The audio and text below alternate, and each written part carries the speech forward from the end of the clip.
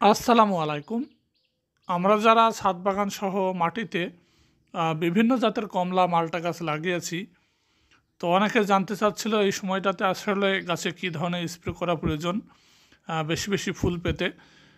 তো ব্যক্তিগতভাবে আমি আমার গাছে এখনও কোনো প্রকার স্প্রে করিনি, আসলে ব্যস্ততার কারণে অনেক দিন যাবতই ভিডিওটা দেবো বলে মনে করছি, কিন্তু হচ্ছে না।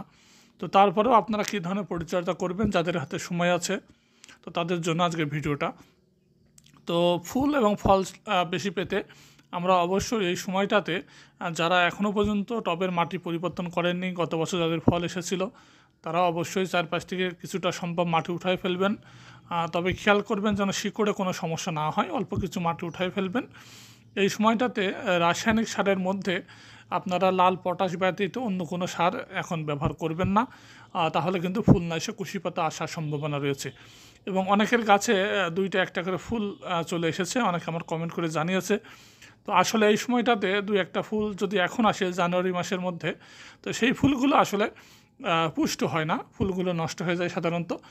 মূলত ফেব্রুয়ারি মাসের 15 তারিখের দিকে যে ফুলগুলো বের হবে এবং মার্চ মাসের শুরু পর্যন্ত, তো এই ফুলগুলোই মূলত শেষ পর্যন্ত ফলে পরিণত হয় এবং সেগুলোই লাস্টিং হওয়ার সম্ভাবনা থাকে। তো আমার অন্যান্য কমলা গাছে ফুল না আসলেও একটি কমলা গাছে আমি লক্ষ্য করলাম কিছু কিছু ফুল আসছে। তো এই ফুলগুলো আসলে লক্ষণটা খুব একটা ভালো না আমার কাছে মনে হয়। আমি বেশ 5-6 বছর ধরে ছাদ বাগানে গাছ লাগিয়েছি এবং আমার গাছে প্রচুর পরিমাণ ফল ধরেছিল। আপনারা দেখেছেন যারা আমার ভিডিওটা নিয়মিত দেখেন। তো যাদের কাছে ফুল আসছে, তো বিশেষ করে মালটা গাছে এই সময়টাতে অবশ্য ফুল আসে। মালটা গাছে ফেব্রুয়ারি মাসের আগেই কিন্তু ফুল আসা শুরু করে দেয়। তো যাদের কাছে মালটা গাছে ফুল আসে তাদের জন্য খুবই ভালো। তবে কমলা গাছে যাদের ফুল আসছে, তারা টেনশন করবেন না। আপনারা এই সময়টাতে বুস্টার টুটা স্প্রে করবেন এবং মিরাকুলাম, যাদের বুস্টার টু নাই তাদের মিরাকুলাম স্প্রে করবেন। আসলে ফ্লোরা আমি স্প্রে করার কথা বেশ কিছু বছর আগে বলেছিলাম, আসলে ফ্লোরাতে খুব একটা কাজ হচ্ছে না, এই জন্য এবছর আমি ফ্লোরার কথা এখনও একটা ভিডিওতেও বলিনি।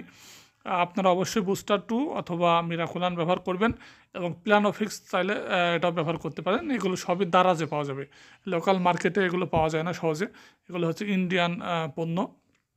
তো যাই হোক, এছাড়া সরিষার খোল ব্যবহারের কথা অনেকে বলে। এই সময়টাতে আসলে সরিষার খোল ব্যবহার করার খুব একটা প্রয়োজন নেই। ফুলটা যখন চলে আসবে, ফলে পরিণত হয়ে যাবে, তখন থেকে আপনারা নিয়মিত সরিষার খোলটা ব্যবহার করতে পারেন। তবে জৈব গোবর সার আপনারা চাইলে মাটিতে দিতে পারেন, কারণ এটা খুবই আস্তে আস্তে কাজ করে, তো দিলেও কোনো সমস্যা নেই। এছাড়া আরেকটা বিষয় হচ্ছে ছত্রাকনাশকটা আপনারা নিয়মিত স্প্রে করবেন এবং কীটনাশকটাও স্প্রে করতে পারেন।